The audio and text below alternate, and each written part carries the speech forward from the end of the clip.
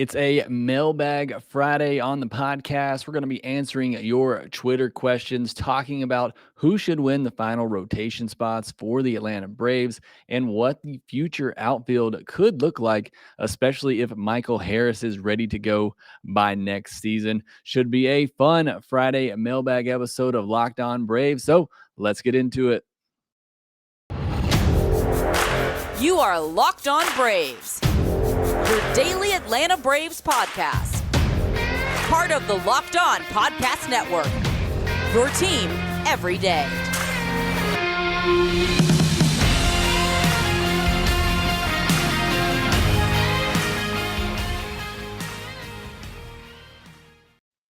Hey, and welcome back to Locked On Braves, brought to you by the Locked On Podcast Network, where we talk about your favorite teams every day.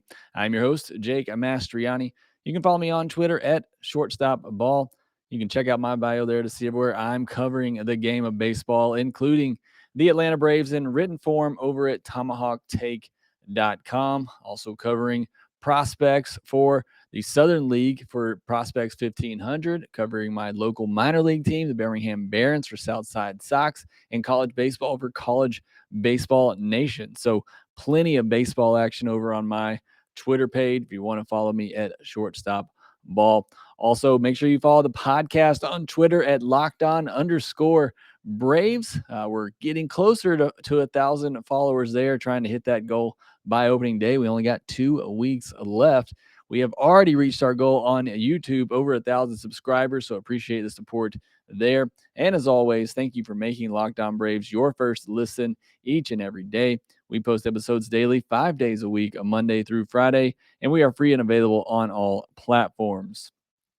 This is a mailbag Friday episode of Locked On Braves. We're going to be answering those Twitter questions that you sent in this week. Got a lot of great questions. We're going to be talking about the starting rotation. Got several questions on that. Talking about the outfield as well. Probably two of the biggest question marks coming in to the season, specifically the center field position and what the outfield could look like in the future as well. And then we're going to do a little Freddie Freeman, Matt Olson comparison. Got a question on that, so we'll discuss that later in the episode. But let's start with the question I got the most of, and that is talking about the Atlanta Braves starting rotation and what the back half of that rotation could look like. We know right now that the top 3 spots are locked up. You got Max Fried, Charlie Morton, and Ian Anderson. We know there are at least 2 spots up for grabs.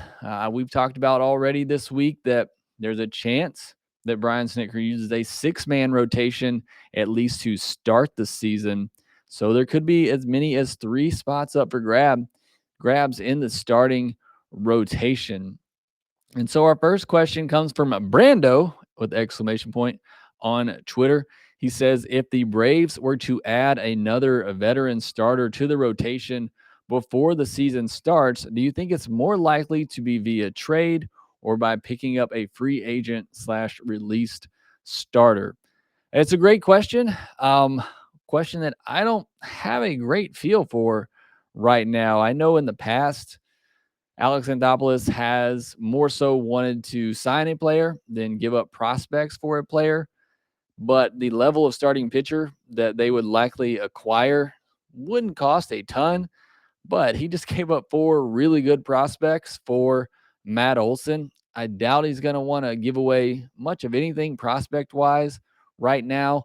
So I would lean towards saying getting a pitcher, either somebody that's a free agent, but like I also said earlier this week, who are you going to sign that's a free agent right now and get them ready in 3 weeks when they're likely needed in a rotation spot?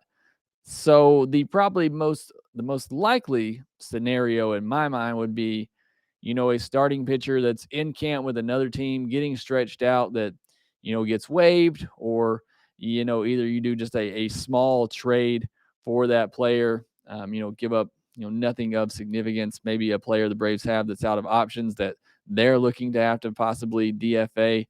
So some sort of deal like that.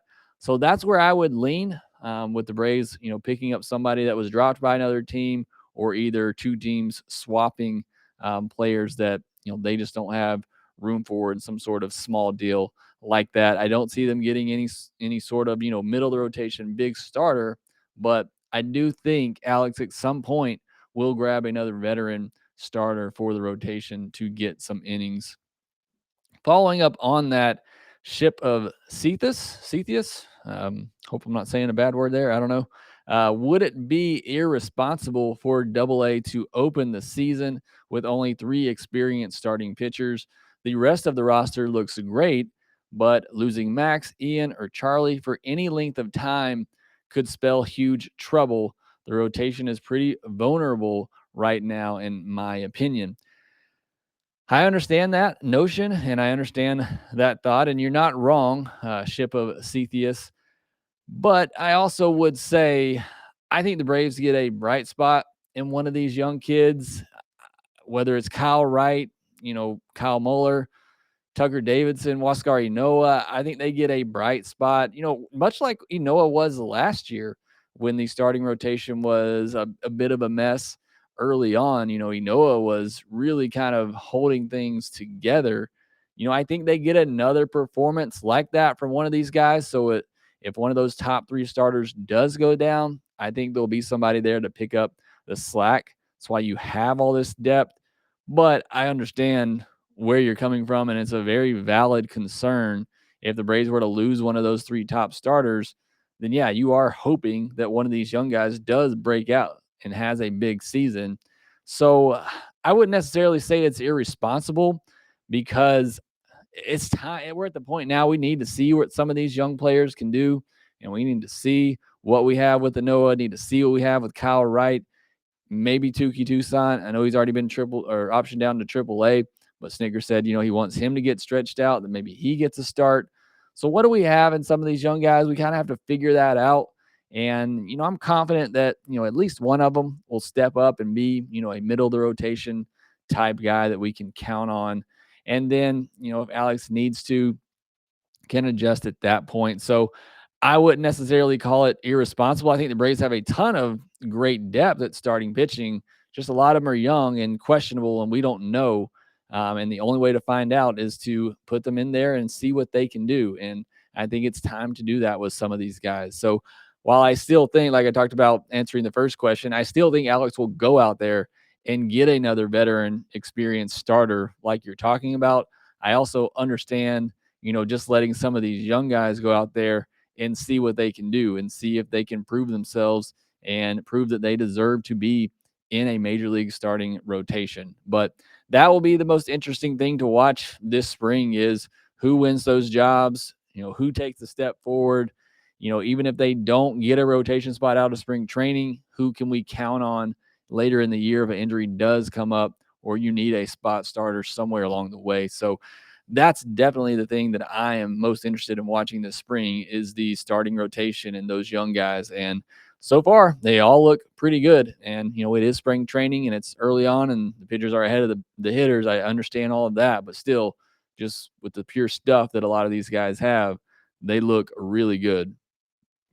I'm going to answer one more question about the starting pitching, and then we'll talk about the outfield next. But Chris Shaffey says, will Spencer Strider make the opening day roster? Will the Braves keep Will Smith in the future? His comments when the Braves got Jansen were humble and sincere.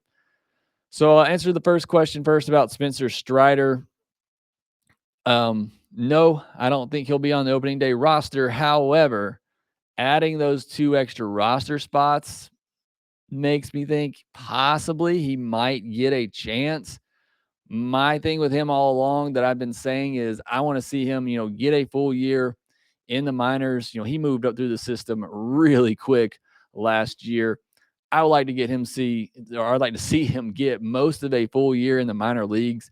I think he has the potential to be a top of the rotation arm, but he needs to work on his secondary stuff before getting that opportunity. Look, when he came up last year, it was strictly as a bullpen arm, and that is certainly a great fallback option for him, but I have higher hopes than that. I want to see him become a top of the rotation pitcher, and I think he still needs time in the minors to work on that and develop his game to become that. So I kind of personally hope that he gets to spend a lot of time in the minors, probably AAA this year to continue to develop on his secondary offerings to become that top of the rotation pitcher that I think he can be. As far as the Will Smith comment or question about will he be part of the future, he has a team option next year for $13 million. I don't know. I tend to think that will get declined, but Alex just spent $16 million on Kenley Jansen. So I don't know. It may all depend on what the relief market looks like next year. It may depend on if AJ Minter, or Tyler Matzik steps up as somebody who they think can take over the closer role. So, we'll have to see how the season plays out. If I had to bet right now, I'd say no. I'd say that his option doesn't get picked up and that he's not back with the Braves next year. But again, I think a lot of that will just depend on how the season goes, who they think they have in-house to take over that closer role, who they think they have in the minors that could fill the roles by others. To say if a Minter jumped into the closer role, who takes his spot in the bullpen? Do they have some young guys that they think can do that? So again, a lot will depend on how the 2022 season goes. But again, if you were asking me right now, do I think Will Smith will be part of the team next year? I'm saying no. I think they probably decline that option and use that money for upgrades somewhere else. Next, we'll take a look at the outfield for the Braves. What are some of the options they have for this year, and what could it look like in the future if Drew Waters and Michael Harris prove that they're ready in 2022? It's that time of the year again as college basketball's tournament is finally upon us. From all the latest odds, contests, and player props, betonline.net is the number one source for all your sports betting needs and info. BetOnline remains the best spot for all your sports scores, podcasts, and news this season. And it's not just basketball. BetOnline is your continued source for all your sport wagering information needs, including live betting in your favorite Vegas casino games. Head to the website today or use your mobile device to learn more about the trends in action.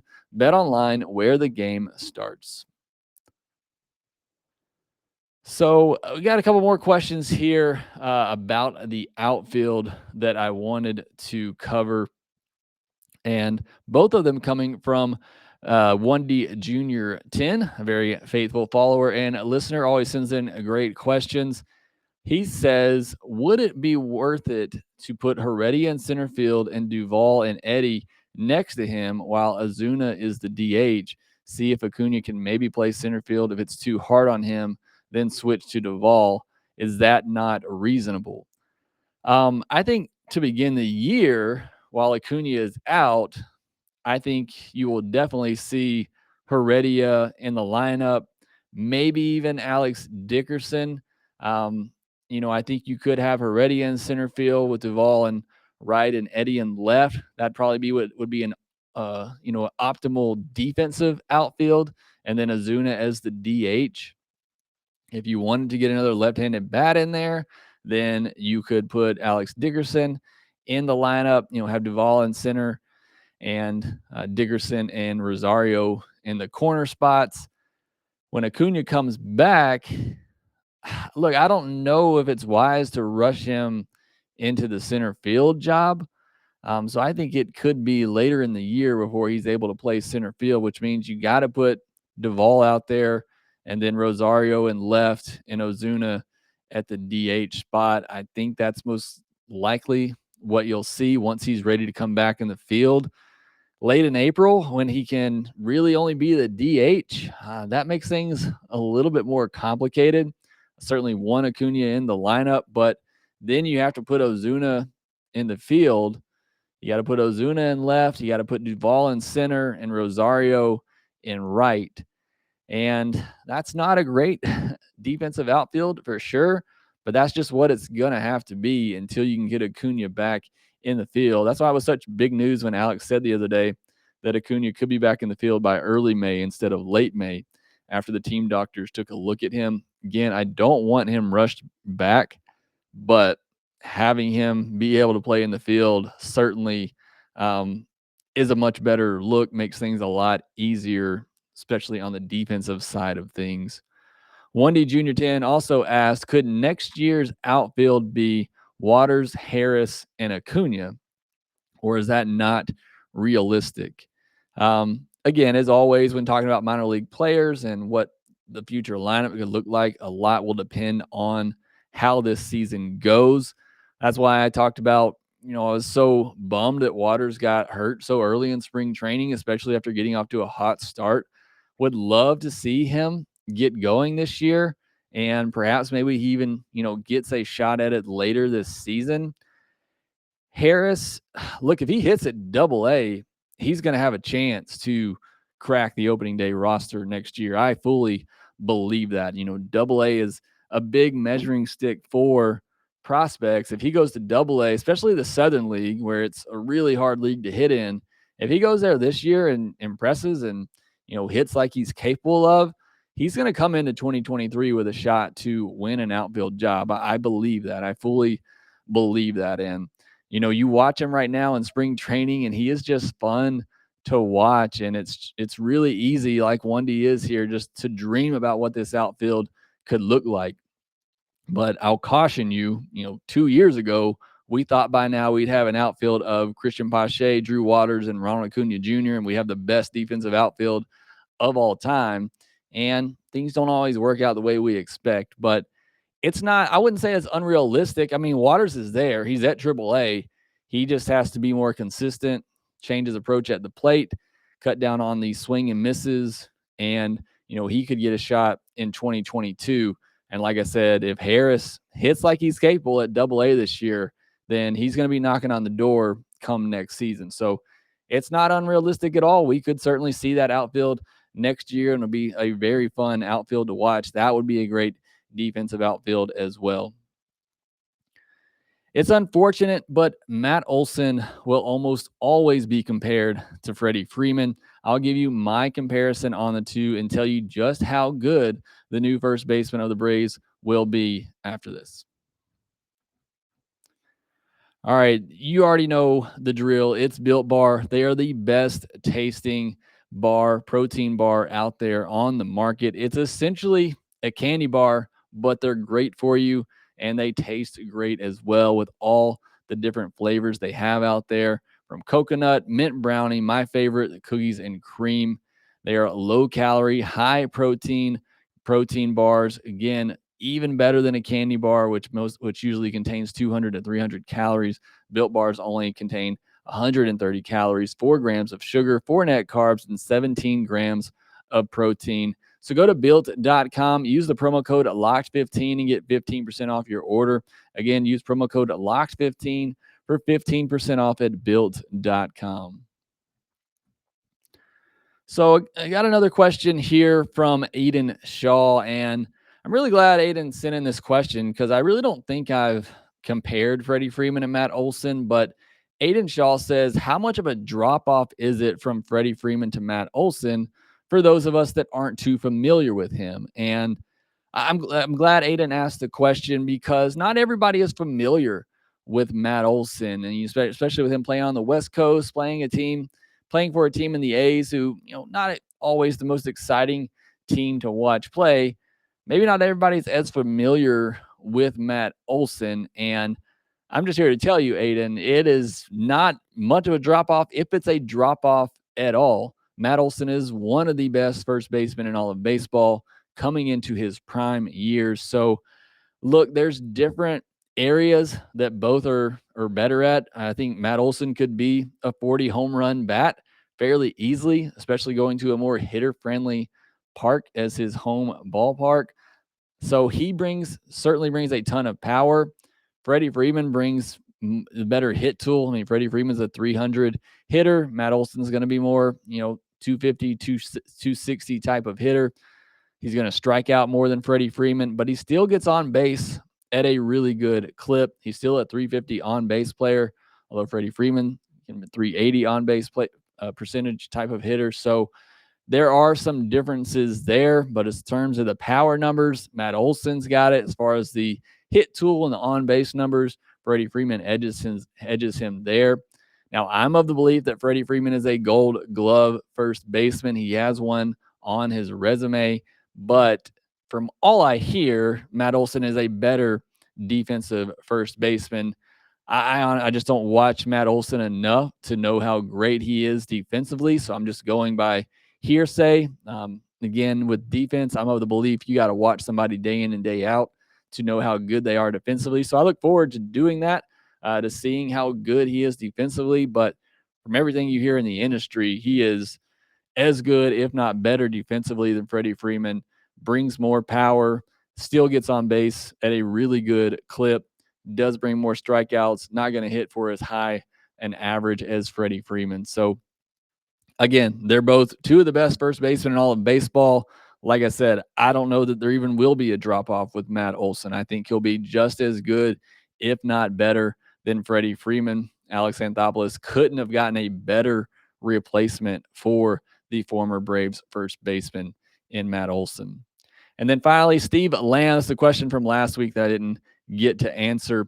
But he says, how many games into the 2022 season does it take for Matt Olson to get his first home run? So, fun question here from Steve Lamb, another great follower of the podcast, always on Twitter. I don't know how he is always on Twitter all the time, but if you haven't followed him, you can go follow him at real_SJL191. I'm going to say Matt Olson gets it done the first weekend, and I'm going to say the Saturday game. Look, the Reds, they're in a tough spot. It looks like they're rebuilding. Luis Castillo is probably not going to be available for that series. Going to start Tyler Mahle in the opener on Thursday. I'm going to say by Saturday, Matt Olson gets that first home run. He gets to the back of that Reds rotation, and he gets a hold of one and puts one in the chop house. So I'm going to say he gets it done the first weekend. I'm going to say it comes on Saturday, April 9th. So if you're looking for that first Matt Olson home run ball as an Atlanta Brave, make sure you go to the Saturday game. He also asked, which comes first for Matt Olson, 20 strikeouts or 5 home runs? I'm going to say strikeouts here. I think he may press a little bit with the new team in a new league, especially can take a little bit for him to figure out the pitchers in the National League. You know, he's got the big extension, playing in front of his home crowd. I think there's going to be a lot of pressure on him early on. He may try to do a little too much. I hope that's not the case. I hope he just relaxes, settles in, and is the player that he always has been. But even that player strikes out at a pretty good clip. So I'm going to say that he gets to 20 strikeouts before 5 home runs. Be really close. A good question. You know, especially the Braves, though, they had a 7-game homestand to start. I'm going to say he gets 2 in that homestand, and then they go on a 7-game road trip. Say maybe he gets 2 more on that. So I don't think he gets to 20 strikeouts, you know, in the first 14 or 15 games. So great question. Really fun question there from Steve Lamb. But I'm so excited about Matt Olson. Got to see him, you know, in a couple of spring training games already, and I just can't wait to watch this guy at first base every day and just the great player that he is, and excited to see that new chapter for the Atlanta Braves at first base. But that will do it for this episode of Locked On Braves. Be sure to follow us on Twitter at LockedOn_Braves. Please help us get to 1,000 followers there. You can follow me on Twitter as well at ShortstopBall. Subscribe to us on YouTube. Also, make sure you subscribe to the podcast wherever you get your podcast, and we will talk to you next time.